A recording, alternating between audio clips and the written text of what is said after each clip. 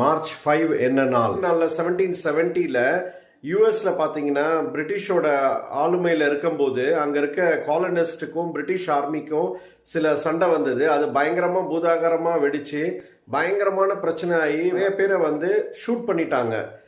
British army பாவி மக்களையும் shoot பண்ணதா சொல்லப்படுகிறது. இதுவே போஸ்டன் மேசக்கர்னு சொல்றோம். இந்தியாவில் மகாத்மா காந்தி உப்பு சத்தியாகிரக போராட்டம் பண்ணிட்டு இருந்தார் இல்லையா, அந்த தண்டி யாத்திரைன்னு சொல்லுவாங்க. அந்த நேரத்தில் சில உண்ணாவிரதங்கள்லாம் நடக்கும்போது அங்க இருக்க இங்கிலாந்துக்கு ரொம்ப கஷ்டமா இருந்தது. இதை அவங்களால தடுக்கவே முடியல. ரொம்ப போராட்டத்தை அவங்களால தடுக்கிறதுக்கே முடியாம இருந்தது.